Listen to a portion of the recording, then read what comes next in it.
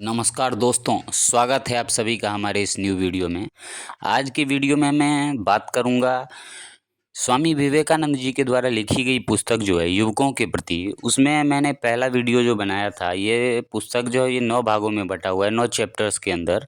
तो पहला चैप्टर जिस पे मैंने वीडियो बनाया था ऑडियो बुक के रूप में, वो था भारत का संसार को संदेश। यदि वो ऑडियो बुक आप लोग नहीं देखे होंगे तो प्लीज़ चेकआउट कीजिएगा। आज जो हमारा दूसरा चैप्टर है वो है भारत अब भी जीवित है। तो चलिए शुरू करते हैं।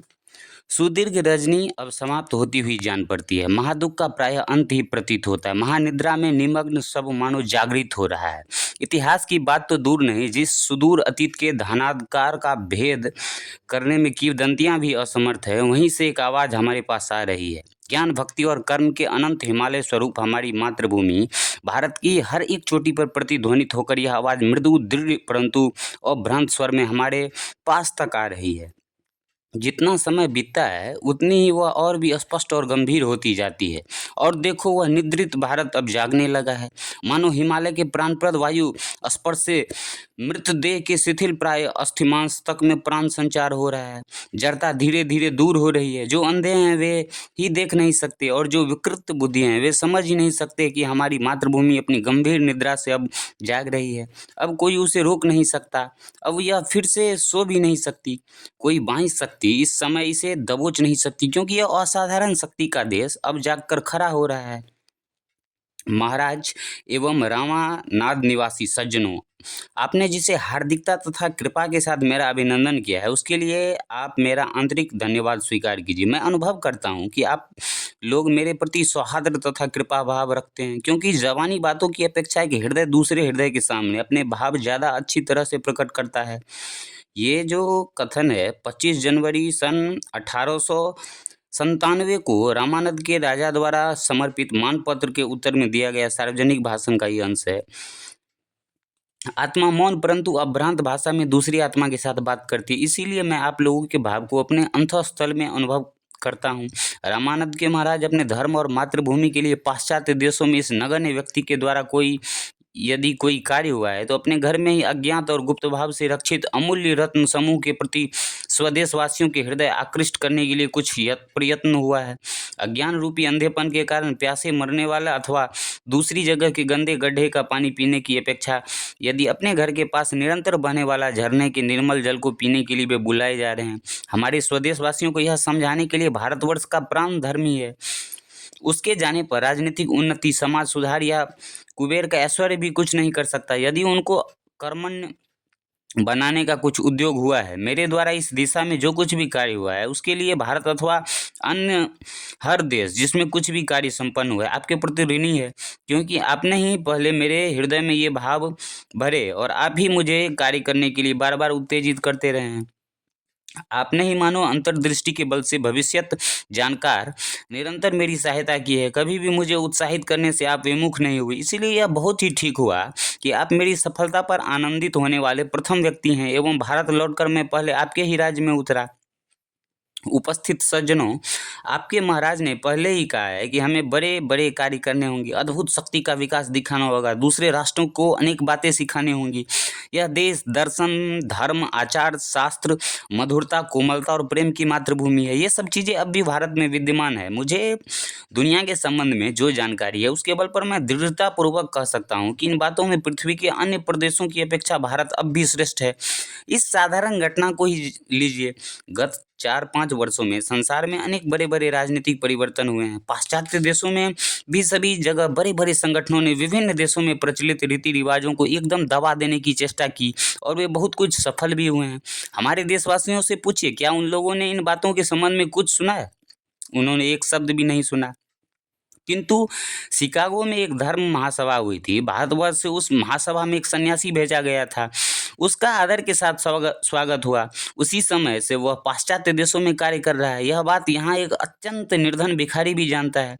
लोग कहते हैं कि हमारे देश का जन समुदाय बड़ा स्थूल बुद्धि का है। वह किसी भी प्रकार की शिक्षा नहीं चाहता और संसार का किसी भी प्रकार का समाचार नहीं चाहता। पहले मूर्खतावश मेरी भी झुकाव ऐसी ही धारणा की ओर था। अब मेरी धारणा है कि काल्पनिक गवेषणाओं एवं द्रुत गति से सारे भूमंडल की परिक्रमा कर डालने वाले तथा जल्दबाजी में पर्यवेक्षण करने वालों की लेखनी द्वारा लिखित पुस्तकों के पाठ की अपेक्षा स्वयं अनुभव प्राप्त करने से ही कहीं अधिक शिक्षा मिलती है। अनुभव के द्वारा यह शिक्षा मुझे मिली है, हमारे देश का समुदाय निर्बोध और मंद नहीं है।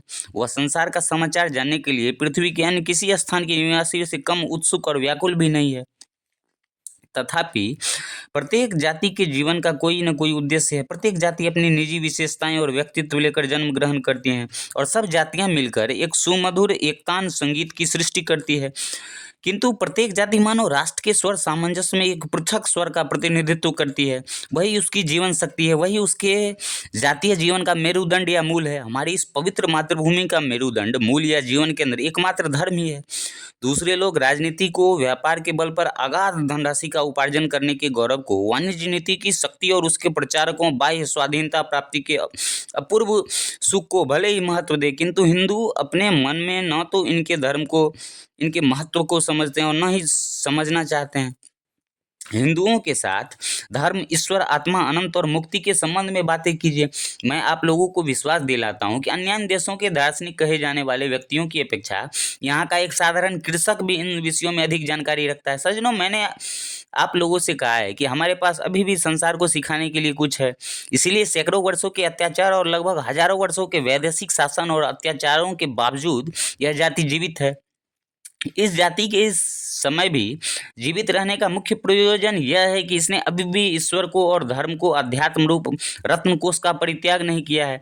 हमारी इस मातृभूमि में इस समय भी धर्म और अध्यात्म विद्या का जो स्रोत बहता है, उसकी बाढ़ समस्त जगत को आप्लावित कर राजनीतिक उच्चाभिलाषाओं एवं नवीन सामाजिक संगठनों की चेष्टाओं में प्रायः समाप्त, प्राय अर्धमृत तथा पतोन्मुखी पाश्चात्य और दूसरी जातियों में नवजीवन का संचार करेगी।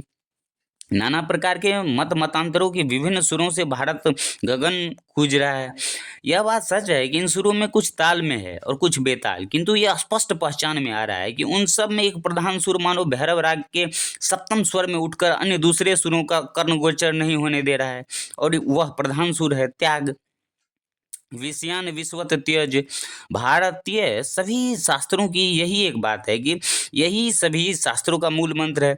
दुनिया 2 दिन का तमाशा है, जीवन तो और भी क्षणिक है। इसके परे, इस मिथ्या संसार के परे उस अनंत अपार का राज्य है। आइए उसी का पता लगाएं। यह देश महावीर और प्रकांड मेधा तथा बुद्धि वाले मनुष्यों से उद्दासित है, जो इस तथाकथित अनंत जगत को भी एक गढ़िया मात्र समझते हैं, और वे क्रमशः अनंत जगत को भी छोड़कर दूर, अति दूर चले जाते हैं। काल, अनंत काल भी उनके लिए कोई चीज नहीं है, वे उसके भी पार चले जाते हैं। उनके लिए देश की भी कोई सत्ता नहीं है, वे उसके भी पार जाना चाहते हैं, और दृश्य जगत के अतीत जाना ही धर्म का गूढ़तम रहस्य है।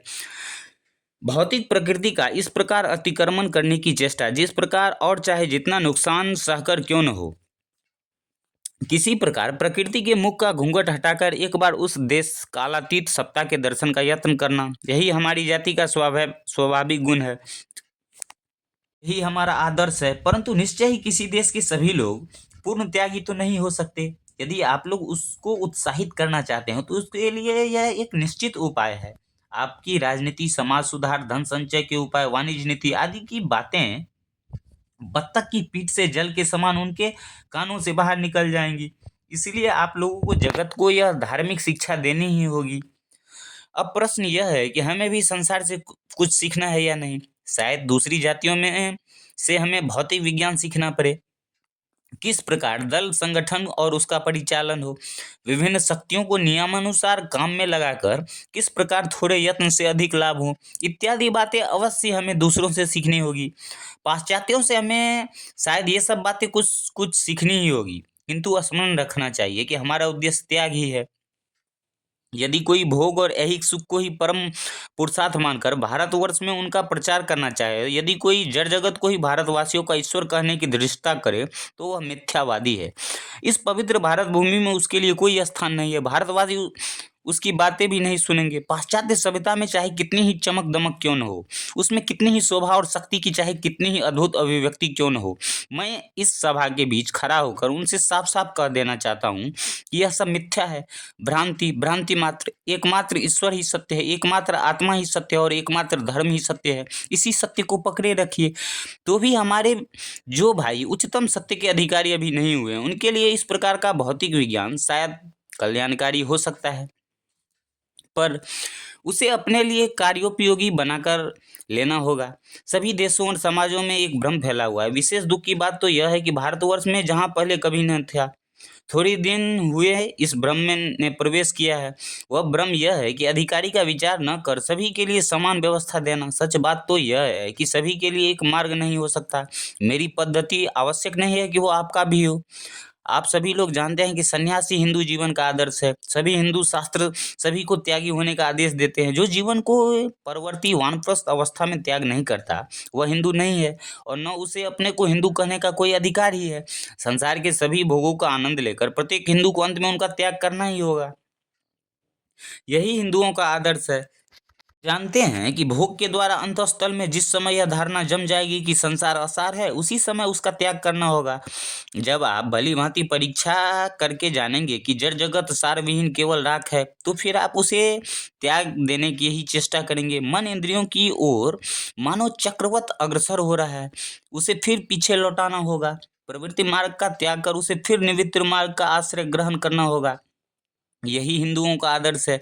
किंतु कुछ भोग बिना इस आदर्श तक मनुष्य पहुंच नहीं सकता। बच्चों को त्याग की शिक्षा नहीं दी जा सकती। वह पैदा होते हुए सुख स्वप्न देखने लगता है। उनका जीवन इंद्रिय सुख के भोग में है। उसका जीवन कुछ इंद्रिय सुखों की समष्टि मात्र है। प्रत्येक समाज में बालकवत अज्ञानी लोग हैं। संसार की असारता समझने के लिए उन्हें कुछ भोग भोगना पड़ेगा, तभी वे वैराग्य धारण करने में समर्थ होंगे। हमारे शास्त्रों में इन लोगों के लिए यथेष्ट व्यवस्था है। दुख का विषय है कि परवर्ती काल में समाज के प्रत्येक मनुष्य को सन्यासी के नियमों में आबद्ध करने की चेष्टा की गई। यह एक भारी भूल हुई। भारत में जो दुख और दरिद्रता दिखाई पड़ती है, उनमें से बहुतों का कारण यही भूल है। गरीब लोगों के जीवन को इतने कड़े धार्मिक एवं नैतिक बंधनों में जकड़ दिया गया है, जिनका कोई लाभ नहीं है। उनके कामों में हस्तक्षेप न कीजिए, उन्हें भी संसार का थोड़ा आनंद लेने दीजिए। आप देखेंगे कि वे क्रमशः उन्नत होते जाते हैं और बिना किसी विशेष प्रयत्न के उनके हृदय में आप ही आप त्याग का उद्रेक होगा। सज्जनों, पाश्चात्य जातियों से इस दिशा में हमें थोड़ा बहुत यह सीख सकते हैं, किंतु यह शिक्षा ग्रहण करते समय हमें बहुत सावधान रहना होगा। मुझे बड़े दुख से कहना पड़ता है कि आजकल हम पाश्चात्य भावनाओं से अनुप्राणित जितने लोगों के उदाहरण पाते हैं, वे अधिकतर असफलता के हैं। इस समय भारत में हमारे मार्ग में दो बड़ी रुकावटें हैं। एक ओर हमारा प्राचीन हिंदू समाज और दूसरी ओर अर्वाचीन यूरोपीय सभ्यता। इन दोनों में यदि कोई मुझसे एक को पसंद करने के लिए कहे, तो मैं प्राचीन हिंदू समाज को ही पसंद करूंगा, क्योंकि अज्ञ होने पर भी, अपक्व होने पर भी कट्टर हिंदुओं के हृदय में एक विश्वास है, एक बल है, जिससे वो अपने पैरों पर खड़ा हो सकता है। किंतु विलायती रंग में रंगा व्यक्ति सर्वथा मेरुदंड विहीन होता है। वह इधर उधर के विभिन्न स्रोतों से वैसे ही एकत्र किए हुए अपरिपक्व विशृंखल बेमेल भावों की असंतुलित राशि मात्र है। वह अपने पैरों पर खड़ा नहीं हो सकता। उसका सिर हमेशा चक्कर खाया करता है। वह जो कुछ करता है, क्या आप उसका कारण जानना चाहते हैं? अंग्रेजों से थोड़ी शाबाशी पा जाना ही उनके सब कार्यों का मूल प्रेरक है। वह जो समाज सुधार करने के लिए अग्रसर होता है, हमारी कितनी भी सामाजिक प्रथाओं के विरुद्ध तीव्र आक्रमण करता है। इसका मुख्य कारण यह है कि इसके लिए उन्हें साहबों से वाहवाही मिलती है। हमारी कितनी ही प्रथाएं इसलिए दोषपूर्ण है कि साहब लोग उसे दोषपूर्ण कहते हैं। मुझे ऐसे विचार पसंद नहीं। अपने बल पर खड़े रहिए, चाहे जीवित रहिए या मरिए। यदि जगत में कोई पाप है तो वह है दुर्बलता। दुर्बलता ही मृत्यु है, दुर्बलता ही पाप है। इसीलिए सब प्रकार से दुर्बलता का त्याग कीजिए। ये असंतुलित प्राणी अभी तक निश्चित व्यक्तित्व नहीं ग्रहण कर सके हैं, और हम उन्हें को क्या कहें, स्त्री पुरुष या पशु। प्राचीन पंथावलंबी सभी लोग कट्टर होने पर भी मनुष्य थे। उन सभी लोगों में एक दृढ़ता थी। अब भी इन लोगों में कुछ आदर्श पुरुषों के उदाहरण हैं, और मैं आपके महाराज को इस कथन के उदाहरण रूप में प्रस्तुत करना चाहता हूँ। समग्र भारतवर्ष में आपके जैसा निष्ठावान हिंदू नहीं दिखाई पड़ सकता। आप प्राच्य और पाश्चात्य सभी विषयों में अच्छी जानकारी रखते हैं। इनकी जोर का कोई राजा दूसरा भारतवर्ष में नहीं मिल सकता। प्राच्य और पाश्चात्य सभी विषयों को छोड़कर जो उपादेय है उसे ही आप ग्रहण करते हैं। नीच व्यक्ति से भी श्रद्धापूर्वक उत्तम विद्या ग्रहण करनी चाहिए। अंत्यज जो भी मुक्ति मार्ग सीखना चाहिए। निम्नतम जाति के नीचे कुल की भी उत्तम कन्या रत्न को विवाह में ग्रहण करना चाहिए। हमारे महान और प्रतिम स्मृतिकार मनु ने ऐसा ही नियम निर्धारित किया है। पहले अपने पैरों पर खड़े हो जाइए, फिर सब राष्ट्रों से जो कुछ अपना बनाकर ले सके ले लीजिए। जो कुछ आपके काम का है उसे प्रत्येक राष्ट्र से लीजिए, किंतु स्मरण रखिएगा कि हिंदू होने के नाते हमको दूसरी सारी बातों को अपनी जातीय जीवन की मूल भावनाओं के अधीन रखना होगा। प्रत्येक व्यक्ति ने किसी न किसी कार्य साधन के विशेष उद्देश्य से जन्म लिया है। उसके जीवन की वर्तमान गति अनेक पूर्व जन्मों के फलस्वरूप उसे प्राप्त हुई है। आप लोगों में से प्रत्येक व्यक्ति महान उत्तराधिकार लेकर जन्मा है, जो आपके महिमामय राष्ट्र के अनंत अतीत जीवन का सर्वस्व है।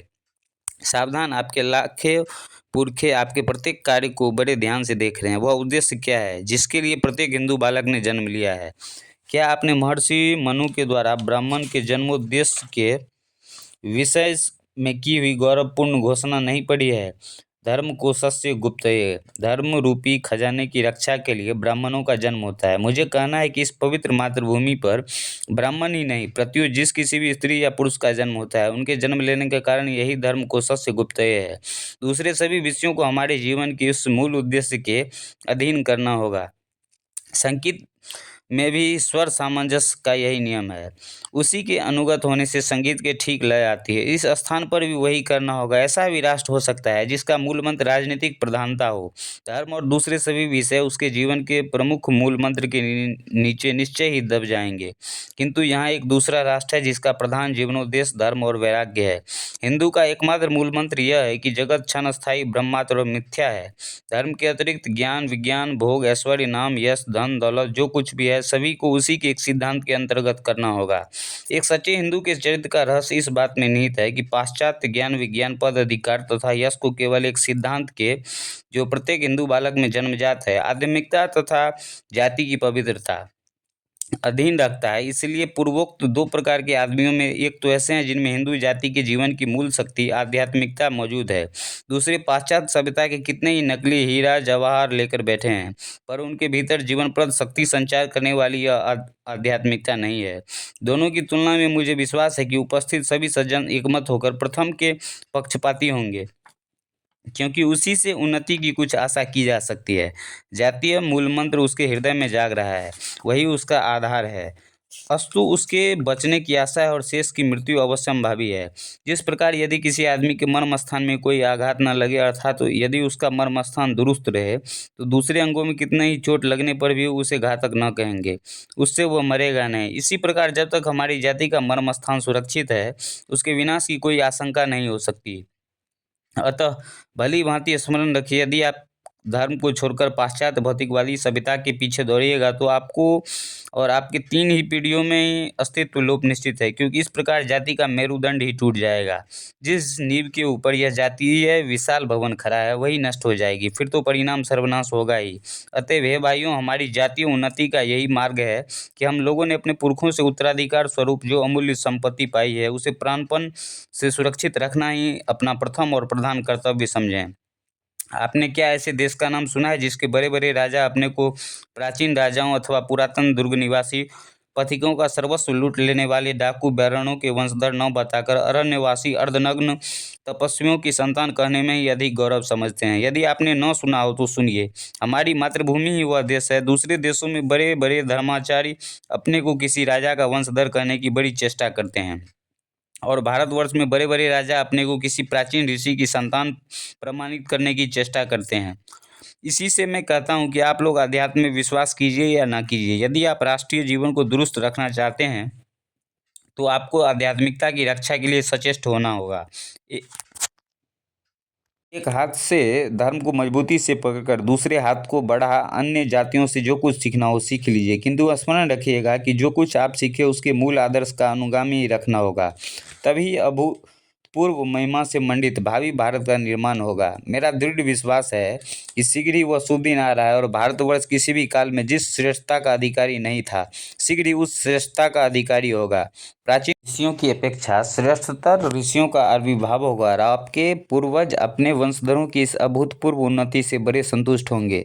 इतना ही नहीं, मैं निश्चित रूप से कहता हूँ कि वे परलोक में अपने अपने स्थानों से अपने वंशज को इस प्रकार महिमान्वित और महत्वशाली देखकर अपने को महान गौरवान्वित समझेंगे। हे भाइयों, हम सभी लोगों को इस समय कठिन परिश्रम करना होगा और अब सोने का समय नहीं है। हमारे कार्यों पर भारत का भविष्य निर्भर है। भारत माता तत्परता से प्रतीक्षा कर रही हैं। वह केवल सो रही थी, उसे जगाइए और पहले की अपेक्षा और भी गौरवमंडित और शक्तिशाली बनाकर भक्ति भाव से उसके चिरंतन सिंहासन पर प्रतिष्ठित कर दीजिए। ईश्वरीय तत्व का ऐसा पूर्ण विकास हमारी मातृभूमि के अतिरिक्त अन्य किसी देश में नहीं हुआ था, क्योंकि ईश्वर विषयक इस भाव का अन्यत्र कभी अस्तित्व नहीं था। शायद आप लोगों को मेरी इस बात पर आश्चर्य होता हो, किंतु किसी दूसरे शास्त्र में हमारे ईश्वरत्व के समान भाव जरा दिखाए तो सही। अन्य जातियों के एक एक जातीय ईश्वर या देवता थे, जैसे यहूदियों के ईश्वर, अरब वालों के ईश्वर इत्यादि, और ये ईश्वर दूसरी जातियों के ईश्वर के साथ लड़ाई झगड़ा किया करते थे। किंतु यह तत्व है कि ईश्वर कल्याणकारी और परम दयालु है।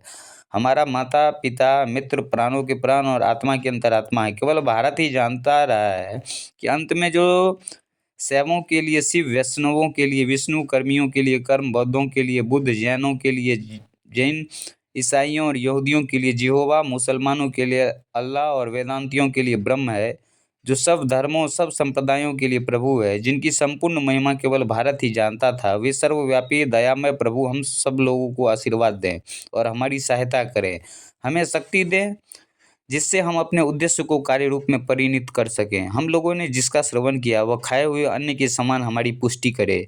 उसके द्वारा हम लोगों में इस प्रकार का वीर उत्पन्न हो कि हम दूसरों की सहायता कर सके। हम आचार्य और शिष्य कभी भी आपसे विद्वेष ना करें। तो इस प्रकार हमारा जो ये दूसरा चैप्टर था ये यहाँ पे ख़त्म होता है। यदि आप लोगों को हमारा ये ऑडियो बुक जो कि युवकों के प्रति पसंद आया हो तो please like share and subscribe. तो फिर मिलते हैं कल किसी न्यू चैप्टर्स के साथ, न्यू भाग के साथ इसी पुस्तक में। तो तब तक के लिए थैंक्स फॉर वॉचिंग।